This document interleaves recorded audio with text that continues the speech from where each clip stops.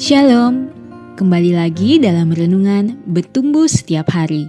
Kiranya perenungan ini menuntun kita untuk semakin serupa dengan Kristus setiap hari. Hari ini kita akan kembali merenungkan satu topik tentang memimpin dengan hidupmu. Bagian firman Tuhan yang menjadi fokus perenungan kita adalah 1 Timotius pasal 4 ayat 12, terjemahan baru kedua yang berbunyi demikian.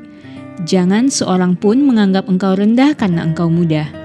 Jadilah teladan bagi orang-orang percaya dalam perkataanmu, dalam tingkah lakumu, dalam kasihmu, dalam kesetiaanmu, dan dalam kemurnianmu. Jemaat yang terkasih dalam Tuhan, banyak orang berpikir bahwa untuk menjadi seorang pemimpin, kita harus punya jabatan yang tinggi, gelar yang banyak, atau usia yang sudah tua. Kita sering merasa tidak pantas memengaruhi orang lain karena kita merasa belum cukup senior atau tidak punya posisi penting. Namun, firman Tuhan hari ini mematahkan pandangan tersebut. Kepemimpinan yang sejati di mata Tuhan tidak ditentukan oleh umur atau kartu nama, melainkan oleh kualitas hidup yang kita jalani setiap hari. Memimpin yang paling berdampak adalah memimpin dengan hidup kita sendiri. Surat ini ditulis oleh Rasul Paulus kepada Timotius, seorang pemimpin jemaat yang masih sangat muda. Pada masa itu, budaya sangat menghormati orang yang lebih tua, sehingga Timotius mungkin merasa minder atau diragukan oleh anggota gereja yang usianya jauh di atasnya. Menariknya, Paulus tidak menyuruh Timotius untuk bersikap otoriter, memarahi jemaat, atau memamerkan posisinya agar dihormati.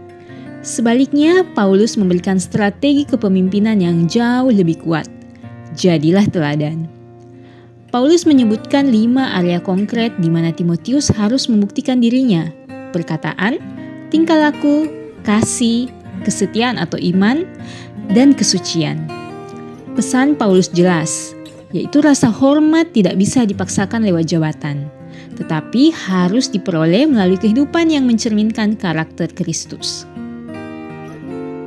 Mungkin saat ini kita adalah yang paling muda di tempat kerja, atau anggota keluarga yang paling kecil di rumah, atau orang biasa yang tidak memegang jabatan apapun di gereja. Jangan biarkan hal itu membuat kita merasa tidak bisa memimpin atau membawa dampak yang baik.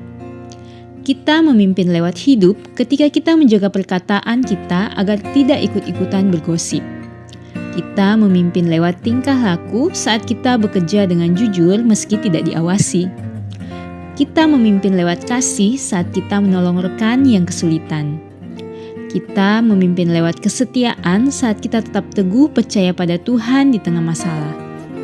Dan kita memimpin lewat kesucian saat kita menjaga pikiran dan hati tetap bersih dari godaan dunia.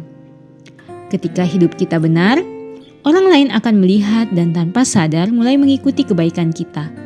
Itulah kepemimpinan yang sesungguhnya. Mari kita merenungkan sejenak. Dari 5 area yang disebutkan, yaitu perkataan, tingkah laku, kasih, kesetiaan, dan kesucian, bagian manakah yang saat ini paling perlu kita perbaiki agar bisa menjadi teladan yang baik bagi orang-orang di sekitar kita? Mari kita berdoa. Tuhan Yesus, terima kasih karena Engkau memanggil setiap kami untuk menjadi terang dan teladan dimanapun kami berada. Ampuni kami jika selama ini kami sering merasa minder karena usia atau kedudukan, sehingga kami gagal memberikan pengaruh yang baik. Ya Roh Kudus, tolonglah kami, mampukan kami untuk menjaga perkataan, tingkah laku, kasih, iman, dan kesucian kami setiap hari. Biarlah hidup kami sendiri yang berbicara dan memimpin orang lain untuk semakin mengenal dan memuliakan nama-Mu. Dalam nama Tuhan Yesus kami berdoa. Amin. Mari terus bertumbuh dalam kebenaran firman Tuhan. Sampai jumpa lagi dalam renungan kita esok hari. Tuhan Yesus memberkati kita semua.